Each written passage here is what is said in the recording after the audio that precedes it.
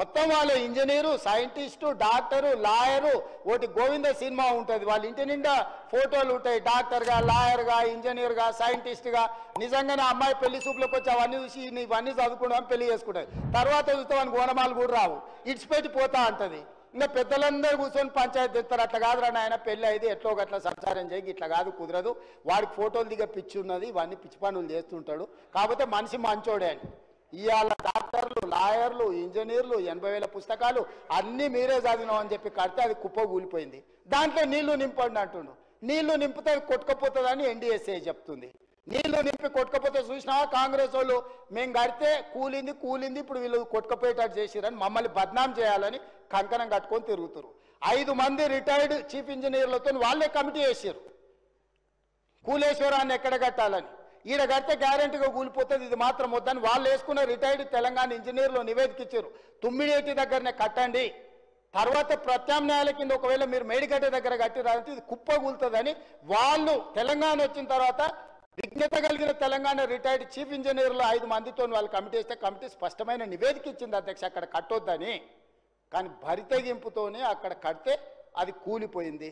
ప్రజల క్షమాపణ చెప్పి తప్పు జరిగింది ఏం చేద్దామని అడగకుంటే ఇంకా బుకాయించే పని. అంతకుముందు ఏ ఊర్లో ఏది వండని, 7 జొన్నలు వండని, ఆమ్దాలు వండని, కొడంగల్ కందులు వండని, తాండూరులో ఏదన్నా వండని, కాళేశ్వరం నీళ్లతోనే అని. సూర్యాపేటలో ఏదన్నా వండితే అదే అంటారు, ఈడైతే అదే. కాళేశ్వరంతో మొత్తం ప్యాడిన్ ప్రపంచానికే వడ్లల ఆదర్శమని.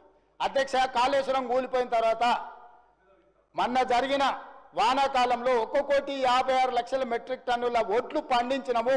అది శ్రీరామ్ సాగరు, శ్రీపాదర, ఎల్లంపల్లి, శ్రీశైలము, నాగార్జున సాగరు, జూరాల, భీమా, కల్వకుర్తి, నెట్టంపాడు, కోయిల్ సాగరు, మంజిరా, అదే విధంగా ఇక్కడ ఉండే ప్రాజెక్టులు అన్నీ ఆనాడు కాంగ్రెస్ పార్టీ లేకపోతే జవాబు చెప్పకుండా పారిపోయినటువంటి అంశం ఏంటంటే అప్పులకు సంబంధించినటువంటి అంశం. మాటికి కేసీఆర్ గారి మీద మీరు 7 లక్షల కోట్లు అప్పు చేసిరని ఒకరోజు, 6 లక్షల కోట్లు అప్పు చేసిరని ఒకరోజు, 8 లక్షల కోట్లు అప్పు చేసిరని ఇంకొక రోజు. ప్రభుత్వంలో ఉన్నటువంటి పెద్ద మనుషులందరూ కూడా రోజుకొకటి వాళ్ళకి ఇష్టం వచ్చినటువంటి నంబర్ యాడ్ చేసుకొని మా మీద దాడి చేసింది. అది ఎన్నికల ముందుకు జరిగినటువంటి దాడి, ఎన్నికల తర్వాత కూడా అదే దాడిని వాళ్ళు కొనసాగిస్తూ ఉన్నారు. ఇవాళ అధికారంలోకి వచ్చిన తర్వాత నిజానికి చాలా ప్రశాంతంగా పరిపాలన చేసుకోవచ్చు, కానీ బీఆర్ఎస్ పార్టీ వారిని ప్రశ్నిస్తున్నటువంటి వైఖరితోని వారు బాగా ఫ్రస్ట్రేషన్కి లోనై ఇంకా కూడా తప్పులు చెప్తా ఉన్నారు అప్పుల విషయంలో అన్న విషయం ప్రజలకు తెలియజేస్తూ ఉన్నాం. ఇవాళ నేను మీ అందరికి కూడా పార్లమెంటులో 2 రోజుల క్రితం మన పార్లమెంటులో కేంద్ర ప్రభుత్వం ఇచ్చినటువంటి జవాబును చూపిస్తూ ఉన్నాను. ఈ జవాబులో చాలా స్పష్టంగా ఇది 24 మార్చి 2025, ఇవాళ 28వ తారీఖు, 4 రోజుల క్రితం కేంద్ర ప్రభుత్వం పార్లమెంట్లో ఇచ్చినటువంటి జవాబులో తెలంగాణ రాష్ట్రంలో ఉన్నటువంటి అప్పులు మొత్తం కూడా 4,42,298 అని చాలా స్పష్టంగా జవాబు ఇవ్వడం జరిగింది. 4,42,298 కోట్ల రూపాయల అప్పు అని చెప్పి చాలా స్పష్టంగా చెప్పింది. అంటే ఈ అప్పు జిఎస్డిపి పర్సంటేజ్లో చూస్తే కేవలం 26%.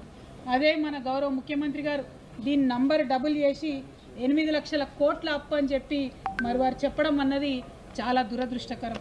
సభలోనన్నా ఇప్పటికన్నా నిజం చెప్పండి.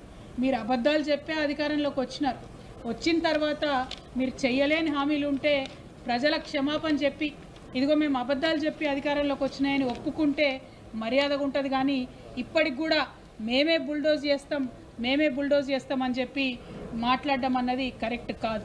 ఒకటి అప్పుల విషయం అయితే, మరి ఇంకొక విషయం కాళేశ్వరంలో ఉన్న బ్యారేజ్ల గురించి గౌరవనీయులు ఉత్తమ్ కుమార్ రెడ్డి గారు అసెంబ్లీ సాక్షిగా కూలిపోతాయన్న ప్రచారంలో వాస్తవం లేదు అని చెప్పి ఉత్తమ్ కుమార్ రెడ్డి గారు ప్రకటించడాన్ని ఈ సందర్భంగా ప్రజలకు గుర్తు చేస్తున్నాం. ఇన్ని రోజులు పంటలు ఎందుకు ఎండిపోతున్నాయి, లక్షలాది ఎకరాలు ఎండిపోతున్నాయి అంటేనేమో అవి వాడడం కరెక్ట్ కాదని చెప్పినారు. మరి నిన్ననేమో 2 బ్యారేజీలు బాగానే ఉన్నాయి, వాడవచ్చు, నీళ్ళు ఇవ్వచ్చు అని వాళ్ళే చెప్పారు. అంటే నీళ్లు ఇవ్వకపోవడం అన్నది మీ వైఫల్యం కాదా అన్న విషయం ప్రభుత్వాన్ని మేము సూటిగా ప్రశ్నిస్తూ ఉన్నాం. అదేవిధంగా